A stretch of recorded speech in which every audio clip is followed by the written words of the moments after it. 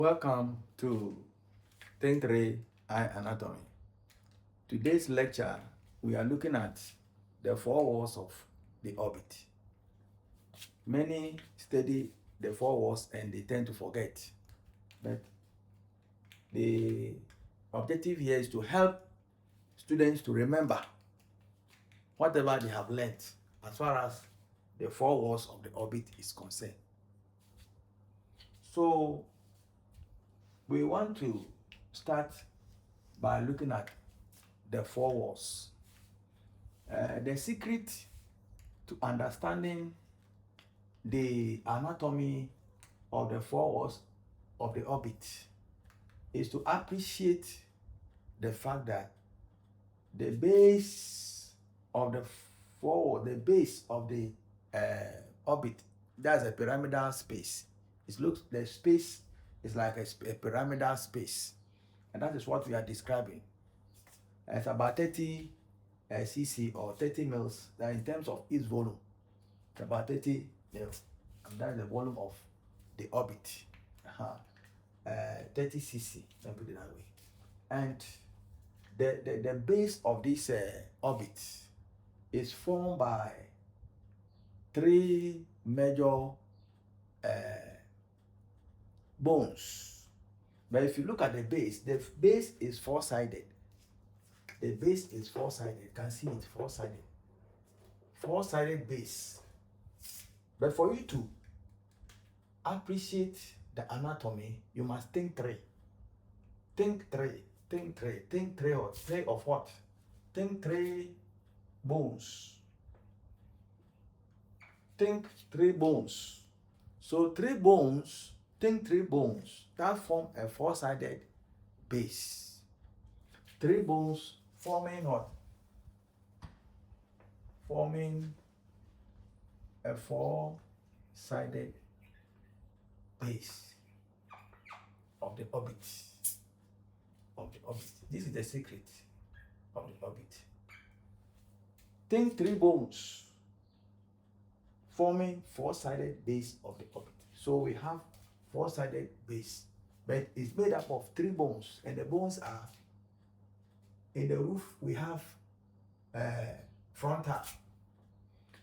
Then we have at the lateral side, we have zygomatic, and this zygomatic comes this way. It forms the lateral side and also forms the base or the floor of the orbit. It contributes to the lateral and also contributes to the floor of the orbit. So it's L-shaped. It's L-shaped. Remember that. Then the zygomatic bone, the maxillary bone, which is at the medial side. If you want, you're getting confused between where zygomatic and maxillary. Just remember that M goes for medial. So the maxillary bone is on the medial side, and it also contributes also to the base of the orbit. And so, looking at it, maxillary contributes medial and the base. Zygomatic does the same. So the three bones we're talking about frontal, zygomatic, and maxillary. These are the three bones. So you think three bones, these are the three bones: frontal, zygomatic, and maxillary. And they form the four-sided base of the orbit. And once you are through that, we are now going to take the walls one by one and dismantle it, and you will never forget, and you will always remember. So assuming we want to look at the bones of the roof, the wall, the roof, see the roof, the bones that form the roof here.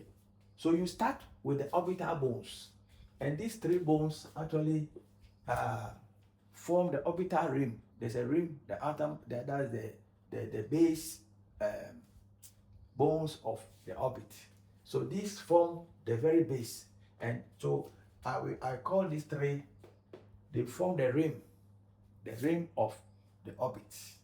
So we call them the orbital ring bones. So you start with this three. Always remember the three. Start with the three. So for the roof, we'll start with the frontal. So we have frontal bone, and you go posteriorly. Posteriorly, you have what we call the lesser wing, the lesser wing, the lesser wing of what? The lesser wing of the sphenoid. The sphenoid. Sphenoid. The lesser wing of the sphenoid. This sphenoid is making a contribution, a lesser wing. It has, once that's a lesser wing, it means there's a greater wing. Now, so here we have done with the roof. The roof as the frontal, which is the orbital ring bone, plus posteriorly we have the lesser wing of the sphenoid. Now, the next we want to take how to do the lateral wall. Lateral wall. So for the lateral wall, we have zygomatic this way, lateral wall. So this is the lateral side, this is the medial side. So the lateral wall, we have zygomatic, which is the orbital ring bone. Always start the orbital ring bone so that you can remember it.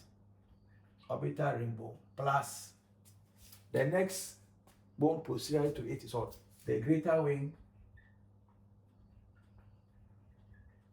of the sphenoid.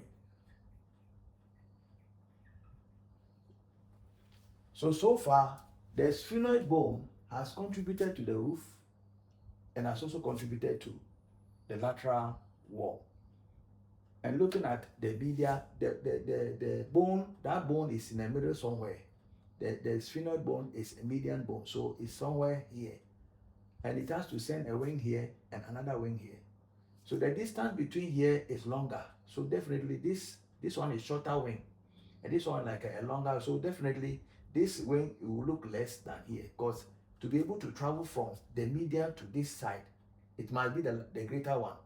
So that the lesser one did not travel that far. And so that helps you to picture why the lesser is contributing to the floor, the roof. It's contributing to the roof, and then the greater is contributing to the lateral. Is the way you have to picture it. Then when we come to the floor, for the floor we are dealing with, floor is here. This is the floor. So the floor, we are looking at the contribution from zygomatic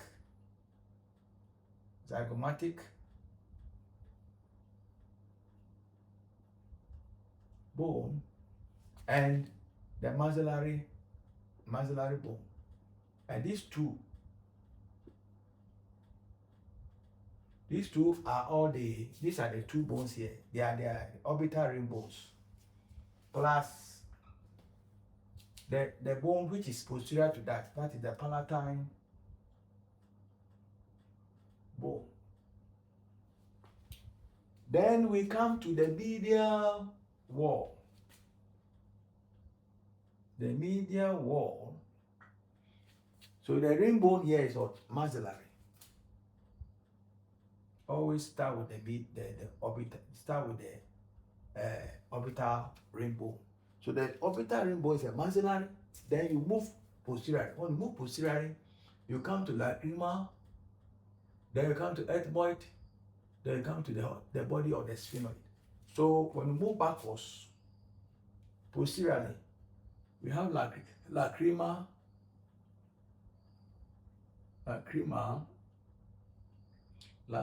bone.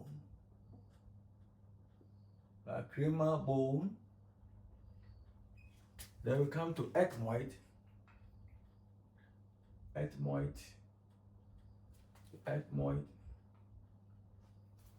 Then we come to the body of the sphenoid bone. So you can see something going on here. For all the four walls, three of them contribution is coming from the sphenoid. So you have, for three of the walls, for three out of the four walls, we have sphenoid. The lesser wing of the sphenoid, the greater wing of the sphenoid, and then the bone, the body of the sphenoid.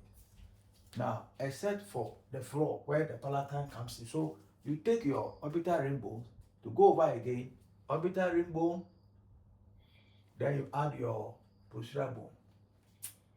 Again, zygomatic is a orbital ring bone, then you add the greater wing of the sphenoid. Then you now come and take the floor, which is having contribution from the two of the orbital ring bone, zygomatic and maxillary. Then you add the palatine. So then for the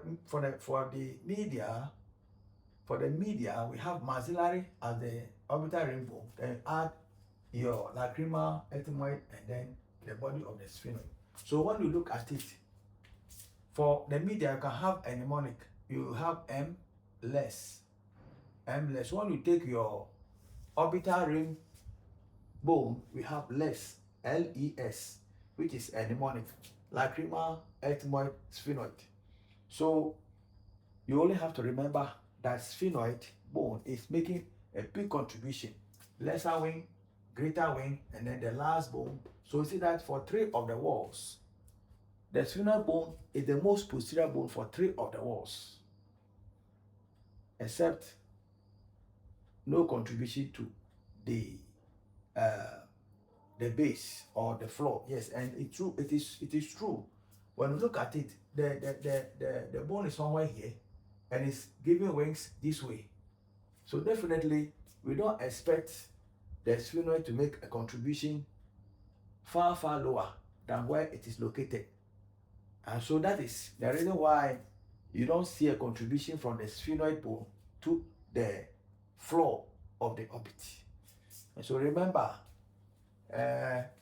again, the orbital ring bones, two of them, zygomatic, they contribute to the floor. But each for others, you see just one, all because it's L-shaped. So contribution, zygomatic. That is. So when you remember a mirror, like a mirror shaped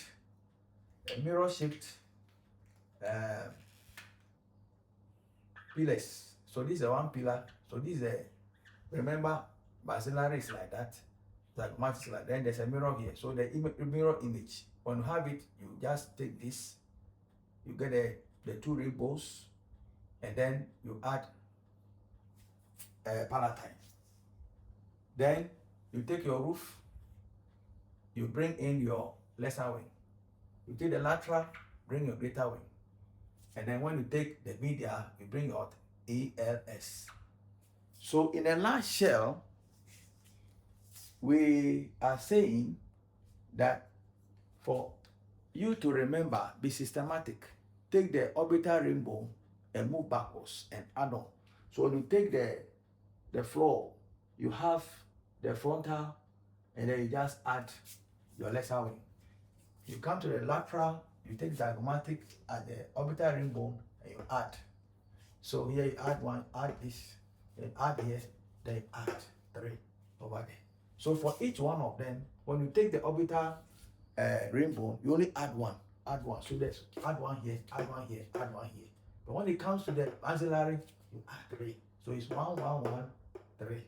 So again, in all that, you can see think three running through. Just be thinking three all the time, and you keep on picking it, and you never forget how these things have been arranged. And so the sphenoid bone is a very central bone when it comes to contributions to the orbit. And you'll be able, the walls of the orbit, and that will help you to always remember and never forget how these bones have been arranged. So we have the roof here. We have the roof. We have the lateral. We have the floor. And then we have the media wall. And I said, if you are confused where the zygomatic is, remember, maxillary is M, starts with M. So definitely that goes to remind you that it's on the medial side. That's all. So that is what we have for the 4 walls of the orbit. Remember the central contribution of the sphenoid bone. Remember your orbital rainbow. So the key to understanding this is, in a nutshell, is that this is a 4-sided base where you have 3 bones, and the bones are frontal, zygomatic, and maxillary. And remember, the medial and the lateral side, the zygomatic contributes to both the lateral and then to the floor. Maxillary also contributes to medial to the floor. And that is very important to remember, that it's a mirror shape kind of a pillar, and the frontal bone is resting on that pillar like a roof, and then you'll be able to sort everything out. So thank you for watching.